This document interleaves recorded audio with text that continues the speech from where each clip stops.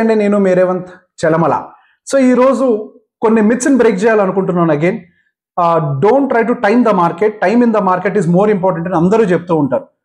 So నిజంగానే ఈ formula correct గానే పనిచేస్తుందా? అంటే మనం అసలు మార్కెట్ ని టైం చేయకుండానే జస్ట్ అట్లా ఇన్వెస్ట్ చేసుకుంటూ వెళ్ళిపోతే నిజంగానే వెల్తీయర్ అయిపోతామా, ఒక సక్సెస్ఫుల్ ఇన్వెస్టర్ అవుతామా? ఇదో పెద్ద ప్రశ్న. నేను దీనికి పూర్తిగా వ్యతిరేకిస్తాను. సో ఇది ఒక ఫార్ములా. ఇప్పుడు ఒక ఫార్ములా అనేది ప్రతి ప్రాబ్లంకి అప్లై చేయడానికి కుదరదు కదా. ఇప్పుడు మీ జీవితంలో ఒక సమస్య వచ్చింది, మీకు ఒక ఫార్ములా తెలుసు, ప్రతి చోట అప్లై చేస్తారా? అది కుదరదు కదా. సో ఒక్కొక్క సమస్యకి ఒక్కొక్క సిచ్యువేషన్కి తగ్గట్టుగా ఒక్కొక్క ఫార్ములా పనిచేస్తుంది. In the same way don't try to time the market అనేది ప్రతి చోట పనిచేసేది కాదు. అది ఎందుకు కరెక్ట్ కాదంటాను కూడా ఒకసారి ఎక్స్ప్లెయిన్ చేసే ప్రయత్నం చేస్తాను. ఇప్పుడు వరల్డ్స్ నెంబర్ 1 ఇన్వెస్టర్ మనకు తెలిసింది వారెన్ బఫెట్ గారు. వారెన్ బఫెట్ గారు సిచ్యువేషన్ని బట్టి, మార్కెట్ కండిషన్ని బట్టి ఈక్విటీస్ నుంచి క్యాష్ కాంపోనెంట్లోకి, క్యాష్ కాంపోనెంట్ నుంచి ఈక్విటీస్లోకి, అంటే మార్కెట్స్ ఎప్పుడైతే బాగా పెరుగుతాయో అక్కడ ఆయనకున్నటువంటి ఈక్విటీస్ని అమ్మేసి దాన్ని ఖాళీగా క్యాష్లో కానీ, బాండ్స్లో కానీ, ఎఫ్డీస్లో కానీ పెట్టుకుంటారు.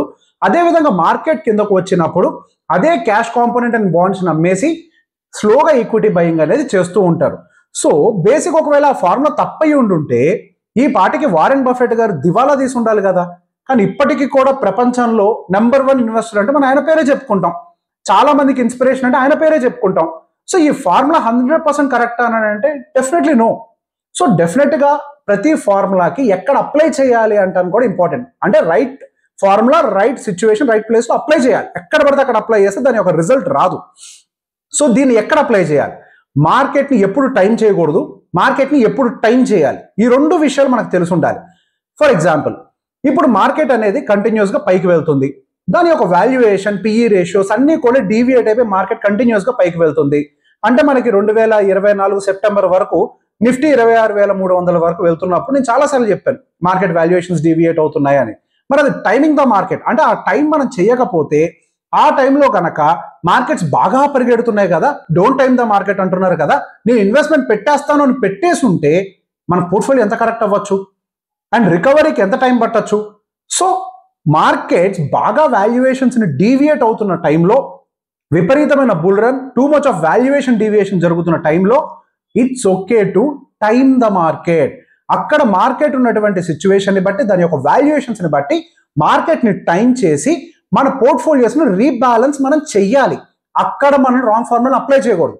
So don't time the market ఇది ఎక్కడ అప్లై చేయాలి?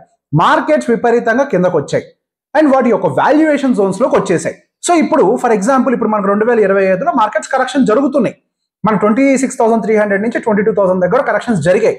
సో బేసిక్గా మార్కెట్ని ఇక్కడ టైం చేయకూడదు. ఎక్కడ? ఆ ఎగ్జాక్ట్ పాయింట్ ఏంటి? ఎప్పుడైతే మార్కెట్స్ వాటి యొక్క యాక్చువల్ వాల్యుయేషన్స్కి రీచ్ అయి ఉంటాయో అప్పుడు మనం వాటిని టైం చేయాల్సిన అవసరం లేదు. సో మనకి కింద పడితే వాల్యుయేషన్ రీచ్ అయిపోయినట్టు అట్లేం కాదు. సో ఇదే టైంలో లార్జ్ క్యాప్ పడ్డది, మిడ్ క్యాప్ పడ్డది, స్మాల్ క్యాప్ పడ్డది, సెక్టార్స్ పడ్డాయి, చాలా పడ్డాయి. కానీ యాక్చువల్ వాల్యుయేషన్స్ని మీట్ అయినవి మాత్రం కేవలం కొన్ని మాత్రమే. అటువంటి వాటి విషయంలో మాత్రం మనం దాన్ని టైం చేసే ప్రయత్నం చేయకూడదు. సహజంగా మనం మార్కెట్స్ పైకి పరిగెట్టేటప్పుడేమో మనం ఏదో ఇన్వెస్ట్మెంట్ ఆపర్చునిటీ కోల్పోతున్నాం అన్నట్టుగా విపరీతంగా బయింగ్లు చేస్తాం, వాల్యుయేషన్స్ సంబంధం లేకుండా. డోంట్ టైమ్ ద మార్కెట్ అని అంటాం. అదే మార్కెట్స్ కిందకు వచ్చేటప్పుడేమో మార్కెట్స్ 15% పడ్డ తర్వాత కూడా మార్కెట్స్ మరింత పడతాయేమో అని వెయిట్ చేద్దామని చెప్పి చూస్తూ ఉంటారు. ఇక్కడ యాక్చువల్గా మనం we should not time the market. కానీ అందరూ ఏం చేస్తారు? ఇక్కడ మార్కెట్ని టైం చేస్తారు. మార్కెట్స్ ఇంకా పడతాయేమో అప్పుడు చూద్దామని చెప్పి. మార్కెట్స్ కింద పడేటప్పుడు దానికి సంబంధించిన రాక్ బాటమ్ అంటే ఇదే లాస్ట్ ఫాల్ అని ఒక విషయాన్ని ఎవరు చెప్పగలుగుతారు? ఇద్దరు మాత్రం ఖచ్చితంగా చెప్పగలుగుతారు. ఒకటి దేవుడు, 2 అబద్ధాలు చెప్పేవాడు. సో మార్కెట్ వాల్యుయేషన్స్ వరకు రీచ్ అవుతాయని చెప్పేసి ఒక ఎనలిస్ట్ చెప్తాడు. కానీ ఎగ్జాక్ట్ ఇది రాక్ బాటమ్ అవుతుందని ఎవరైనా చెప్పగలుగుతారా? అది అసలు సాధ్యమే యాంటిసిపేట్ చేయడం? అది డెఫినెట్గా ఇంపాసిబుల్ ఎలిమెంట్ కదా, దాన్ని యాంటిసిపేట్ చేయలేం. మార్కెట్ అక్కడి నుంచి ఇంకా కిందకి పడటం పడకపోవడం పొలిటీషియన్స్ చేతుల్లో ఉంటుంది, మ్యాక్రో లెవెల్ ఎకానమీ చేతుల్లో ఉంటుంది. పొలిటీషియన్స్ అంటే ఇప్పుడు ట్రంప్ టారిఫ్లు అయి ఉండొచ్చు, రకరకాల ఆస్పెక్ట్స్ ఇట్లా వీళ్ళ చేతుల్లో ఉంటుంది ఎంతవరకు కిందకి వెళ్ళే అవకాశాలు ఉంటాయనేది. కానీ ఎప్పుడైతే ఫెయిర్ వాల్యుయేషన్ దగ్గరకు వచ్చినప్పుడు కూడా ఎదురు చూస్తూ ఉన్నాం అనుకోండి, మార్కెట్స్ మనకి ఎంట్రీ టైం కూడా ఇవ్వకుండా అక్కడి నుంచి రివర్స్ అయి పైకి వెళ్ళిపోయే అవకాశాలు ఉంటాయి. అంటే మనం ఒక మంచి ఎంట్రీని కూడా మిస్ చేసే అవకాశాలు ఉంటాయి. ఎప్పుడైతే మార్కెట్స్ మంచి వాల్యుయేషన్స్లో ఉంటాయో అటువంటి టైంలో మనం నిరభ్యంతరంగా మన దగ్గర ఉన్నటువంటి ఫండ్స్ని స్లోగా ఇన్వెస్ట్మెంట్స్లోకి తీసుకోవచ్చు. ఇంకా పడుతుందేమో ఎదురు చూద్దామని మనం వెయిట్ చేసినట్లయితే అసలు మార్కెట్ మనకి ఎంటర్ అయ్యే ఆపర్చునిటీ కూడా ఇచ్చే అవకాశాలు లేవు. కాబట్టి మార్కెట్లో time the market, don't time the market, ఈ రెండింటిని ఎక్కడ అప్లై చేయాలో ఖచ్చితంగా నేర్చుకోండి. అండ్ నెక్స్ట్ వచ్చేసరికి మనకి యావరేజ్ ద డిప్స్, అంటే మార్కెట్ కిందకి పడే కొద్దీ స్టాక్స్ లో మనం యావరేజింగ్ చేయాలని చాలా మంది మాట్లాడుతూ ఉంటారు. ఇప్పుడు రీసెంట్ గా ఒక మీమ్ చూశాను నేను. మార్కెట్స్ అండ్ స్టాక్స్, అంటే స్టాక్స్ కిందకు వచ్చే కొద్దీ యావరేజ్ చేస్తూ చేస్తూ చేస్తూ చేస్తూ పోతూ ఉండగా నేను కూడా ప్రమోటర్ని అయిపోతానేమో, అంటే పెట్టంగా నాకు కూడా ప్రమోటర్ హోల్డింగ్ వచ్చేస్తుందేమో, అంత ఎక్కువ పెట్టేస్తానని చెప్పి ఒక ఆయన కామెంట్ చేశాడు. సో బేసిక్ గా ఆ యొక్క స్టాక్ మళ్ళీ రివైవ్ అవుద్దా లేదా అనేది కూడా మనం చూసుకోవాలి కదా. అసలు ఫస్ట్ ఆ సెక్టార్ మొత్తానికి ఆ పాసిబిలిటీ ఉందా, అండ్ దాంతో పాటుగా అసలు ఈ స్టాక్ అంత పాసిబిలిటీ ఉందా, ఈ ఎనాలిసిస్ ఏం లేకుండా డైరెక్ట్ గా డిప్ అయిన ప్రతిసారి మనం యావరేజ్ చేయాలంటే అది కుదరదు. అండ్ యావరేజ్ చేయటం కూడా ఎక్కడి నుంచి మొదలు పెట్టాలి, ఎటువంటి వాటిలో మొదలు పెట్టాలి అనేది కూడా చాలా ఇంపార్టెంట్. అది సెక్టార్ లెవెల్లోకి వచ్చినా కానీ, స్టాక్ లెవెల్లోకి వచ్చినా కానీ కొంతవరకు మనం డెఫినెట్ గా చదవాల్సిందే. సో కళ్ళు మూసుకొని మనం జస్ట్ అట్లా యావరేజ్ చేసుకుంటూ పోతూ ఉంటే మనకు సంబంధించిన ఫండ్స్ కంప్లీట్ గా జీరో అయ్యే అవకాశాలు కూడా ఉంటాయి. ఫర్ ఎగ్జాంపుల్ ఇంతకుముందు ఐడియా అని ఒక స్టాక్ ఉంది, ఇట్లాంటివన్నీ కూడా ఎంత పడిపోయాయి, అక్కడ 100 రూపాయల నుంచి 5 రూపాయలు 10 రూపాయలకు పడిపోయినాయి. ఎంత యావరేజ్ చేసుకుంటూ వస్తారు. ఎస్ బ్యాంక్ పడిపోలేదా, అట్లా ఎన్ని స్టాక్స్ పడిపోలేదు, ఎన్నో స్టాక్స్ పడిపోయినాయి. ఏదో మనం అనుకుంటాం ఫండమెంటల్ స్ట్రాంగ్ ఉండే లార్జ్ క్యాప్ లో చేయొచ్చు అని, ఎన్నో కంపెనీలు లార్జ్ క్యాప్ లోకి వస్తూ ఉంటాయి, పోతూ ఉంటాయండి. సో బేసిక్ ఈ ఫార్ములా అనేది ప్రాపర్ గా స్టాక్స్ ని చదివి అర్థం చేసుకొని దాని బిజినెస్ కూడా మీకు అర్థమై ఉండాలి. ఇప్పుడు దానికి సంబంధించిన ప్రమోటర్ ఎంత డెప్త్ గా వాళ్ళ బిజినెస్ సంబంధించి వర్క్ చేస్తారో ఒక ఇన్వెస్టర్ కూడా అంత ఈక్వలెంట్ ఎఫర్ట్స్ పెట్టి చదవగలిగితేనే దాన్ని కరెక్ట్ గా జడ్జ్ చేయగలుగుతారు.